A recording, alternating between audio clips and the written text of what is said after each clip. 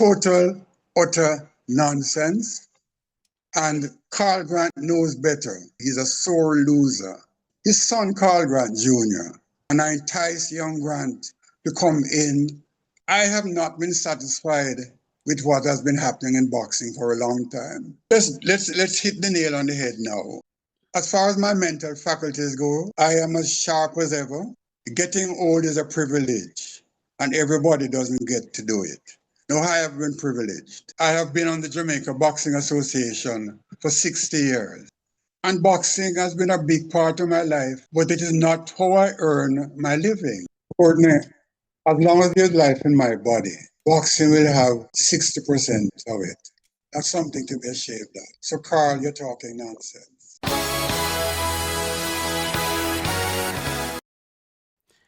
Hey, welcome back to the program. As always, glad to have you. Thanks for subscribing, sharing, liking, commenting. We're still on the topic of boxing.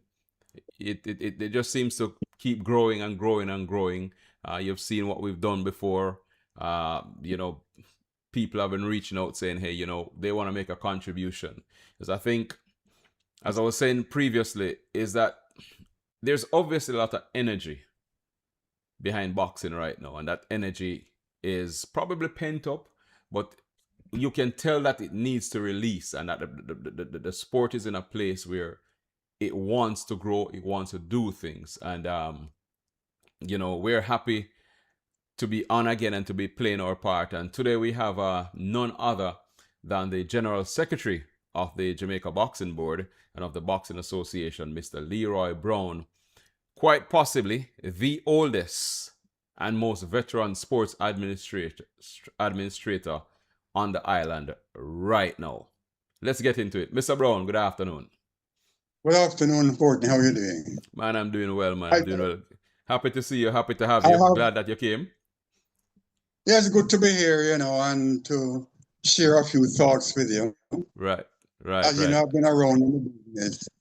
I have to lift my hat, though, to Mike Fennell, who has been my colleague for many, many years. As a matter of fact, when Mike Fennell gave up as General Secretary, I took over from him.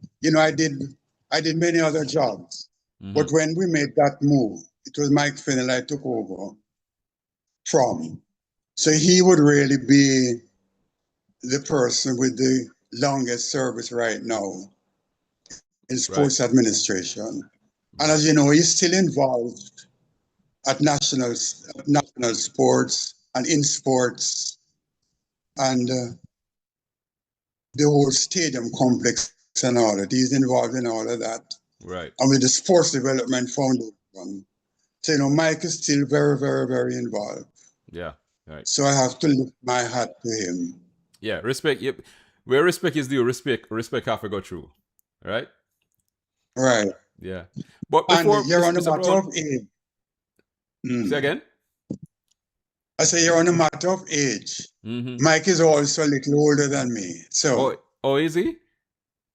He's my senior in many ways. Yes, he is. Wow. Well, we're going to get to the matter of age. Still going to start.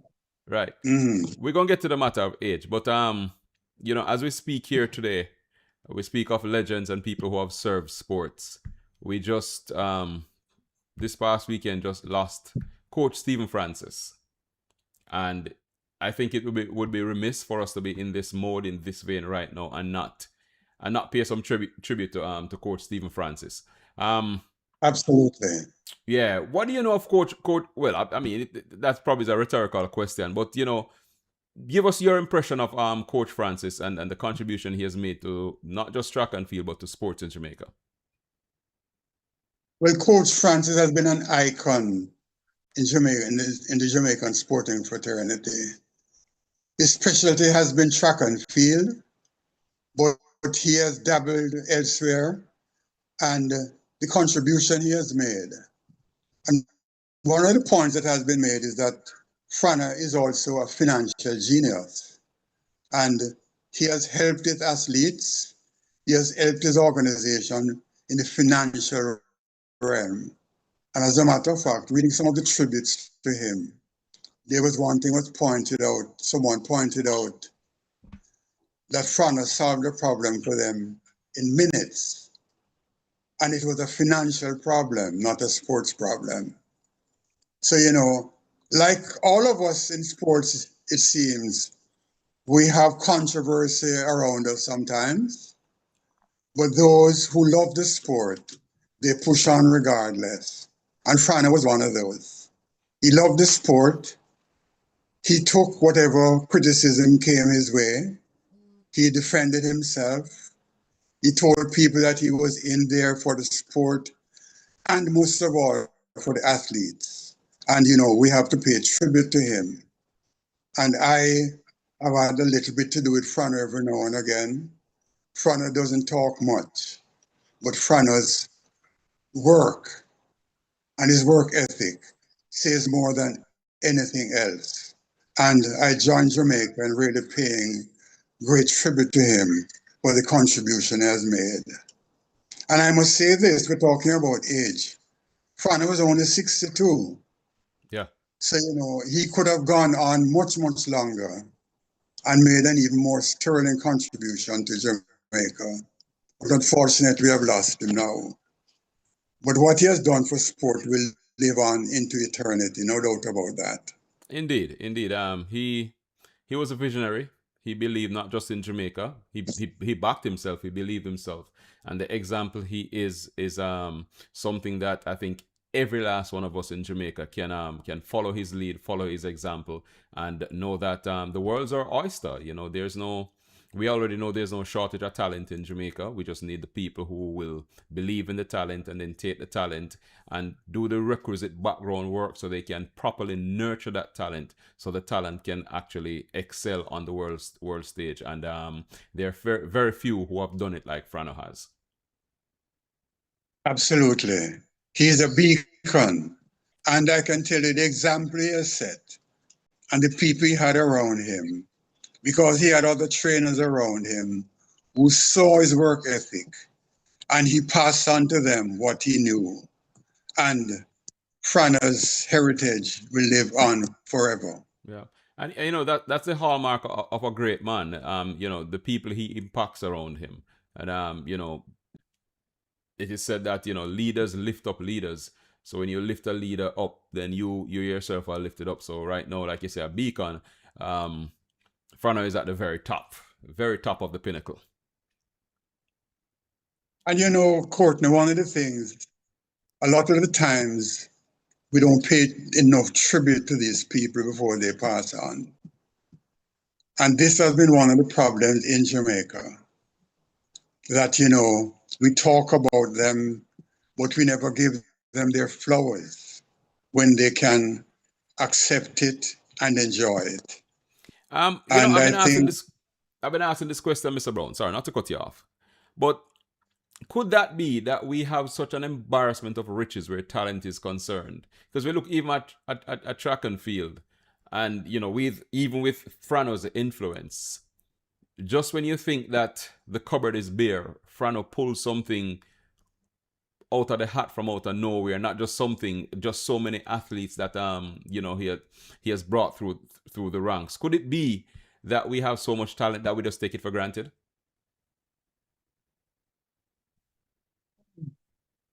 I suppose one could say that. And I don't think it is a matter only of too much or enough talent. It is one of the problems we have, that we don't give people their kudos when they earn them and while they are doing good things. Many times it is more the controversial part. As they always say, bad news sells newspapers and makes stories. And in this day and age that we are in, where the internet and social media, a lot of negatives are thrown around. And this is what we cherish. And sometimes I would use the word, we wallow in negatives. And many times the positives pass over our heads until somebody dies or something tragic happens. And not in the heat of the moment, when things are going great. When an athlete breaks a record, you don't point to Frano and say, well, boy, Frano, you were a big part of this. And this, I think, is one of the weaknesses in the system. And many times we tend to trash sometimes our athletes and many times our administrators who do yeoman service. And most of the time they get criticism. And it is when they pass that you get mostly, that's when the kudos come out. Yeah. And this is where I think we should really do a U-turn where that is concerned. And give a man his flowers. When he's alive, yeah. Give a man his flowers. When he can enjoy them. Right, and like you said, giving yeoman's work, and most times for a little pay financially. I mean, I can't tell you how many people I know who have worked so hard in sports, basically using what they have, what they could scrape together to make things work. And at the end of the day, I'm thinking of one particular gentleman right now where he just faded into obscurity, and we know this was a man who just never have it, but he was really giving his all. That is the story of many of our administrators, And the thing a lot of people don't remember in most of our sports, most of us are volunteers. Right. We go into sport because we love it. You hear these stories about making money out of sport, but we don't. Absolutely. As a matter of fact, most of the time, money comes from our pockets to help the youngsters. And I can tell you that this is the situation in boxing. That, we dip into our pockets because we love it. And we say, this is the contribution we're going to give to our country by helping youngsters to grow, to help, like in my sport, boxers and tennis, to make a living from their sport along the line. And many times it is not recognized, and you run into more criticism than you get kudos.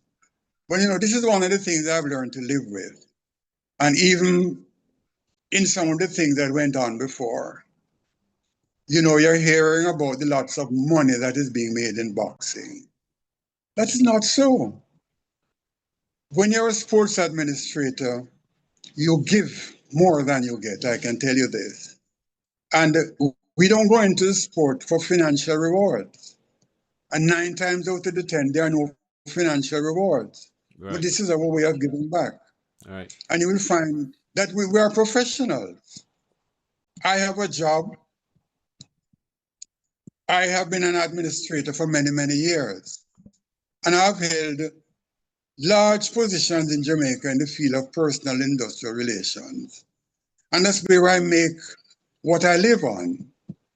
And I use part of that to give back to the sport. But you hear the little innuendos from time to time. And that is part of the reason that, I'm talking to you today. Because, we have these remarks being made about what you're doing and what you're getting. And our president, well, let's hit the nail on the head now. Carl Grant has been throwing some barbs at myself and the president of the Jamaica Boxing Association, Stephen Bomber Jones. And he keeps making this point that we're in it for what we can get financially. I'm not going to speak for myself, but I can speak for Stephen Jones. And I can tell you the amount of money that Stephen Jones pumps into boxing every month of every year. If you totaled it, a lot of people would be shocked. And yet we have this criticism about what he has been doing to line his pockets, which is just total nonsense, because we give more than we get. Right. And I can tell you, speaking for me, I was asked and cajoled into coming into boxing. And I grew to love the sport much more than I loved it. And boxing has been a big part of my life, but it is not how I earn my living. For how long? For how long has boxing been a part of your life? For my living. For how long has boxing been a part of your life? In April I have been on the Jamaica Boxing Association for 60 years. 60. And I was into boxing before. 60, right. Wow. And I was brought into or cajoled into boxing because of the interest that I had as a youngster. And it was Ivan Levy who coaxed and cajoled me. And he said, Leroy, you can make a contribution to boxing.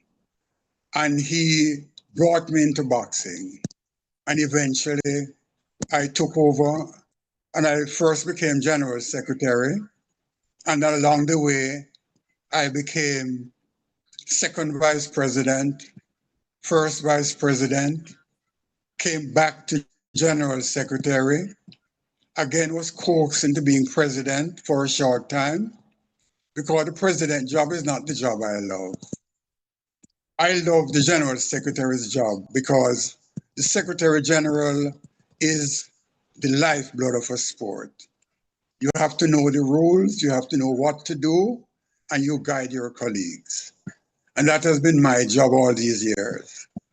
And I can tell you I'm still doing that. And not only with the administrators, but to the boxers. Right. I can tell you personally, there are boxers I can name that I have had a great part to do with their lives. I can tell you without any shadow of a doubt and without any contradiction that Nicholas Walters would not have been world champion if it was not for me. The story of Nicholas Walters is I nurtured him as an amateur boxer and I watched him grow and I went to him to different tournaments. And I can tell you many of the times when you go to a tournament, you paid your own airfare because sometimes the association couldn't afford it. And I nurtured Nicholas Walters and he became amateur champion in Jamaica and the Caribbean. And we took Nicholas Walters and he became champion at different games.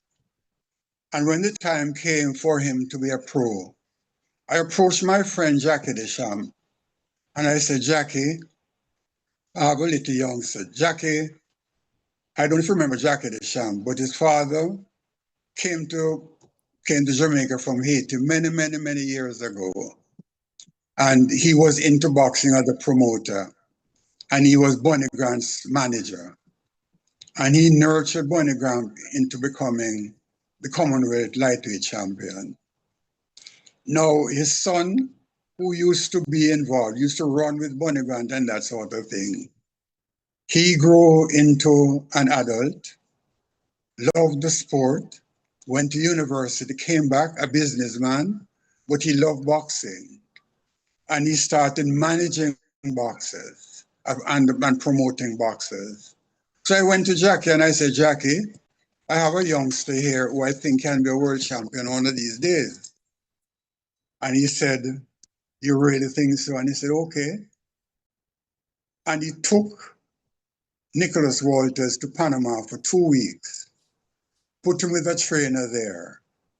And the trainer said, yes, I think this youngster has talent.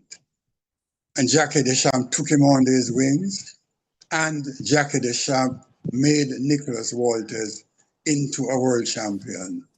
And I was there beside both of them, pushing him forward along with their father, Job Walters. And we made Nicholas Walters into a champion. Well, and that, I tell you, happens along the way. Mm-hmm. Well, let's not forget, while we said that I did too play a part in Nicholas Walters' journey. I'm sure you remember that. Right. Right. Oh yes, we do. Right. I remember at one time we were very close. We were both in the journalist field as well as in the sporting world. Right. And we traveled together. Mm-hmm. So we have a history, I said, dating back maybe 40 years. Yeah. But because you were a bright little youngster those days. Say again? I said you were a bright little youngster those days. I tried. Yeah. But tell me about some of the And I can tell you I still have a lot. No, go ahead. Yes, I will come back to that. But one of the things, though, you see, I want to address a little bit of what Carl Grant said, because he trashed myself and our president quite a bit in that last program. You know, I'd like to put a little bit on it. Right. I knew Carl Grant as a youngster, and I can tell you I contributed to Carl Grant's growth. Carl Grant, at one stage in his life, he had this rude boy persona. And I remember I used to say, Carl, that's not going to get you anywhere.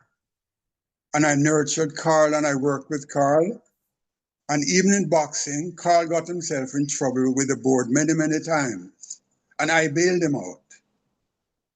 And I know I took Carl under my wings when Carl became a boxing trainer, because I appreciated the work he was doing at Bruising Gym. And I gave him a lot of assistance.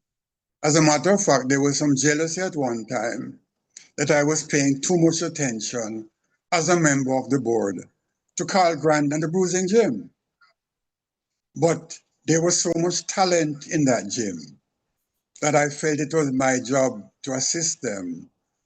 And that didn't stop me from working with other gyms. But a lot of my time and effort was put into Bruising Gym. I remember, you remember my wife, Doreen? She was a boxing mother. Indeed, indeed.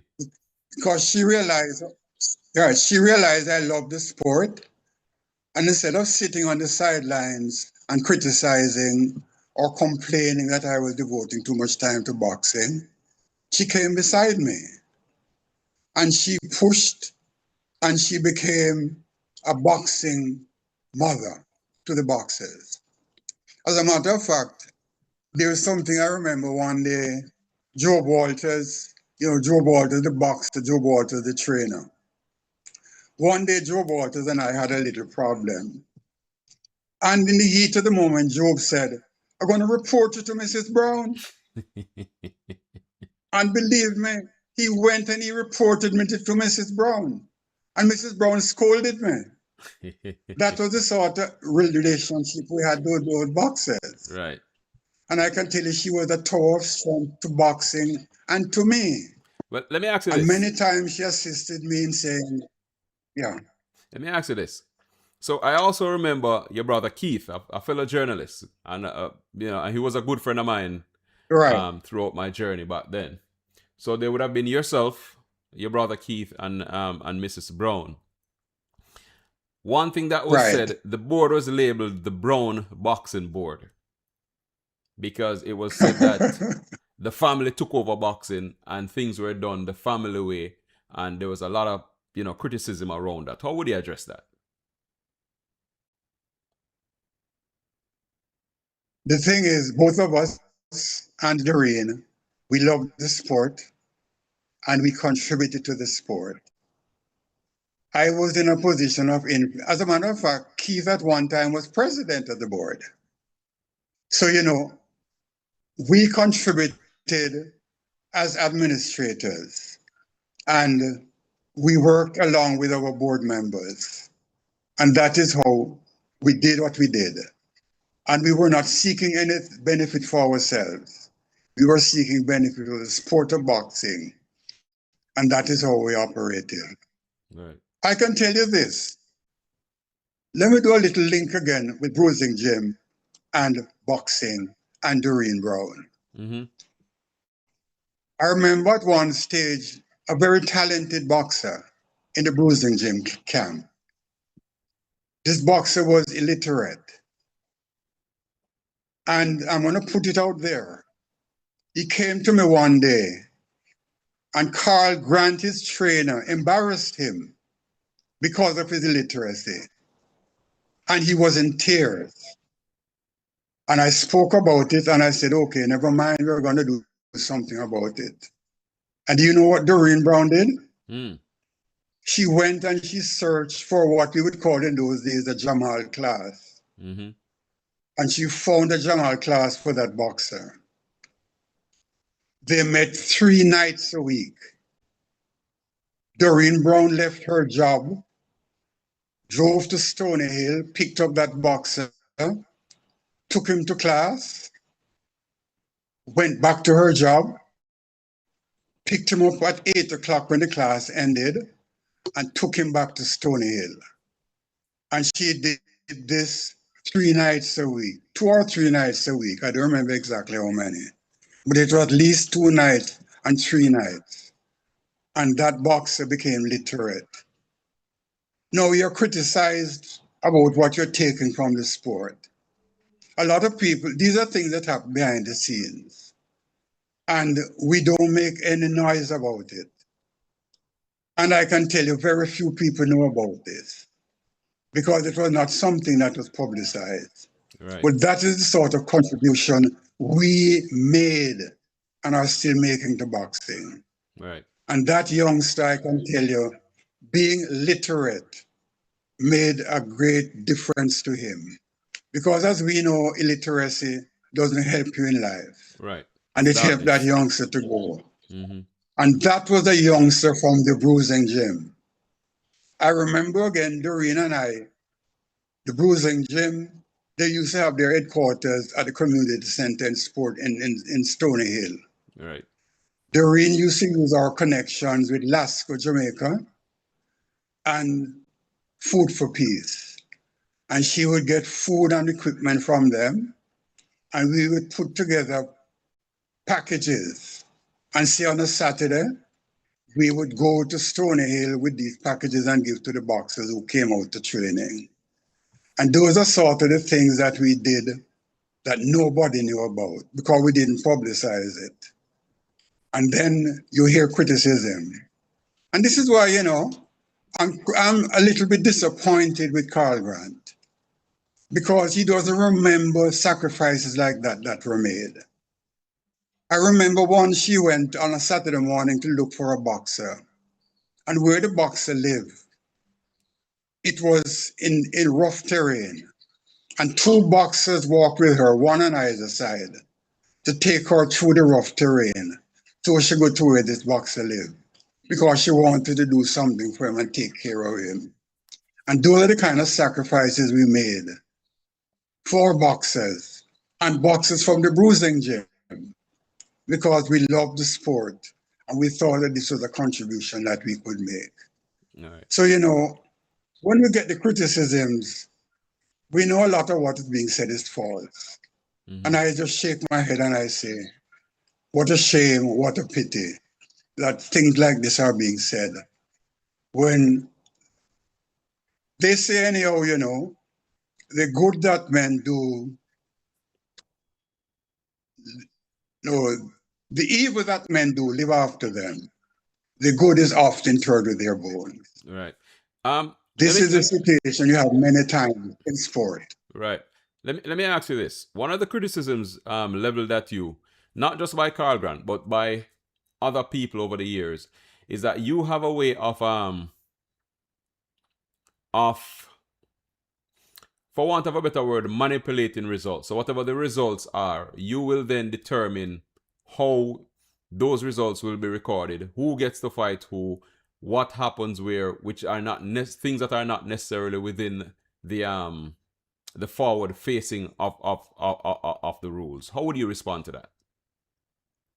When you say manipulate, what do you mean? I'm not too sure what you're saying. So like he said, one of the things that he mentioned was that he went to a box off, or he won a championship, which would have given him a rite of passage to represent Jamaica at the Olympics.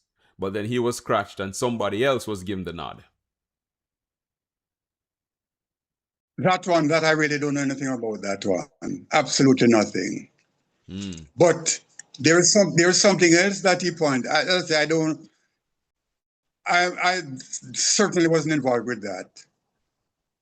And I have no recollection at all on that. What I do recall, though, he made mention of a championships where I stated, this is how I say it should go. You know, that was total nonsense. As a matter of fact, I went to my archives and I picked up a program where this was concerned, because knowing that I would talk to you on that. I have here in my hand, Courtney, the program for the National Amateur Boxing Championships in 2018. Now we're going into championships. We have an open class and a novice class. All right. And we deliberately put the novice class in to encourage the gyms to take care of the novices. A novice boxer is a boxer with 0 to 5 fights. Mm-hmm. After 5 fights, you go into the elite ranks.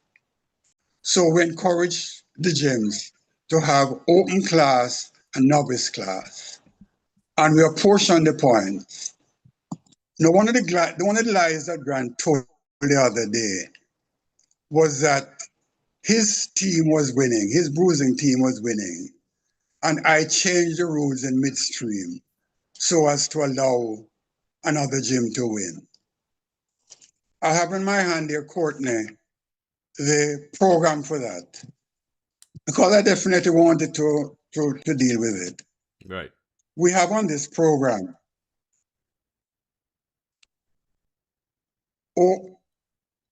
current point standing, team name, novice class, open class, total, and the place that you're in. Now, this was the semi-final. There are 12 gyms listed: Boys Town, Bruising, Dream Sport, GC Foster, JDF, Oracle Bessa, St. Thomas, Stanley Couch, Sugar Olympic, Heavy Metal, Repton, and Repton incidentally was an English team that came, and Savlomar. And it showed the points that were won by the novice people, the open class, the total, and the place that they won. No, this was nothing that was put up to take anything from Carl Grant. This is the program that was set up. And this was the penultimate night. And this was the program that went into the finals. And what Carl Grant said on your program was that because I didn't want to win Bruising Gym to win, I manipulated so that somebody else win by putting the novice class along with the open class. And as you will see from this, it is part of the competition that we had 2 classes, open and novice, and the total was what turned out to be the winner. So there was no collusion or anything that was concerned. And Bruising Gym, the gym I am accused many, many times of being favorite to, I would have conspired to make Carl Grant and his gym lose. You know, total, utter nonsense. And Carl Grant knows better.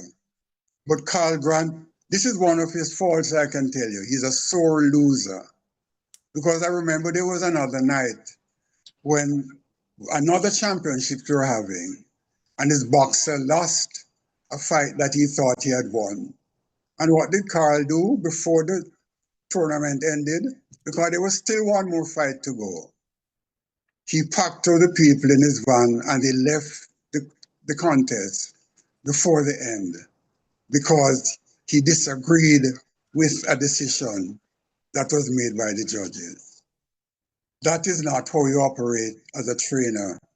And those are the kind of problems I had with Carl sometimes.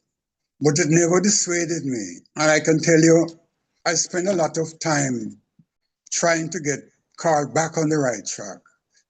And I can tell you this also, he complains. His son, Carl Grant Jr., was a youngster who I thought would have been good for boxing because he was tech savvy, he was computer savvy, and I said, this will be good for boxing. And I enticed young Grant to come in as a referee judge. I took him under my wings and I coached him. And he became one of our better officials. Well, until he migrated along with his father. But you know, Courtney, the love I have for this sport, things like that don't dissuade me. But, some of the things that Carl Grant said on your program, they were incorrect and some of them were dishonest. And I can tell you, there is, before you come in, I can tell you, he made the same thing that he made on your program.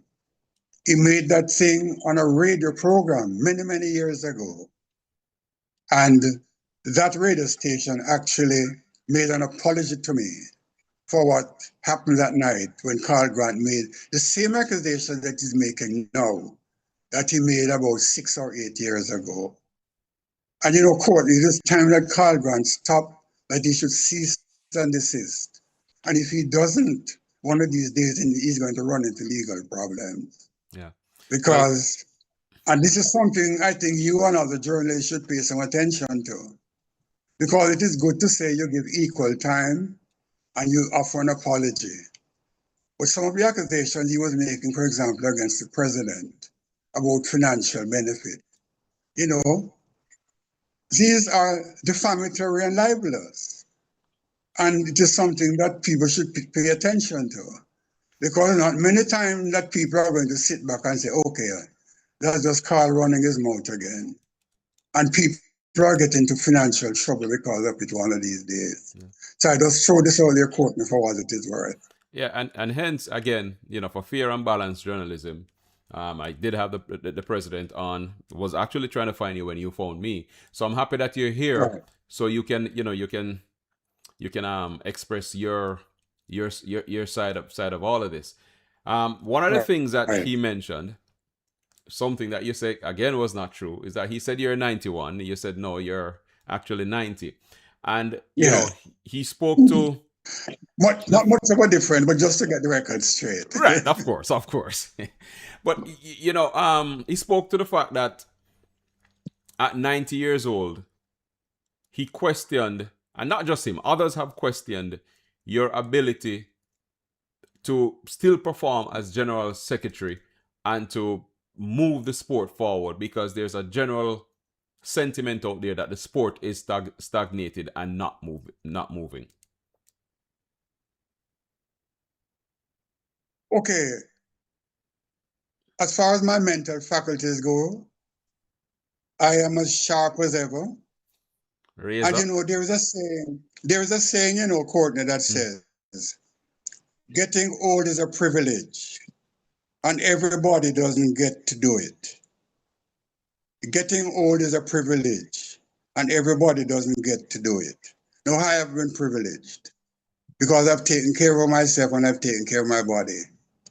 And I can tell you there are many times that I have tried to get a successor. And many times I've said, this is the last year as general secretary. And it has not happened. I can tell you, thank goodness, I have a young lawyer who has been working with me for the past 3 years. And I think he's ready. I've told him he's ready. Maybe he thinks he isn't ready. But I'm anxiously waiting to put him in the seat and to sit by his side for as long as I can. And let me go back to something. Mm-hmm. I am not satisfied with what is happening in boxing. Excuse me. I have not been satisfied with what has been happening in boxing for a long time. And my colleagues will tell you.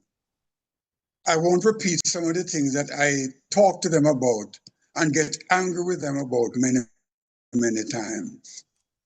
Because the amount of years that I've spent in boxing, I say to them many times, and I say it now publicly, boxing should be in a much better place today. So anybody who criticizes the sport and say we should be better and we should have done more, I say, yes, I agree with you. The biggest bugbear has been finances. We have been fortunate along the way to have some good sponsors. And I lift my hat now to Ray Neville, J. Ray Neville. They have been supporters of boxing for many, many, many years. And they have done a tremendous amount of work for the sport. And the contender, in my years in boxing, the Contender was the best thing that ever happened to boxing in Jamaica. And it gave us 8 solid years of boxing. And I can tell you, we were happy with it, and Jerry and Neville were happy with it. And they tell you it was one of their best marketing efforts ever. And their sales of white overproof rum, which was the product that they sold, that is sold in the Contender. Because what they did also, they dressed up not the white overproof itself, but the blends that could have been made. And they made drinks with the white overproof rum for the ladies and that sort of thing. So it is one of the marketing triumphs in Jamaica, and it was good for boxing.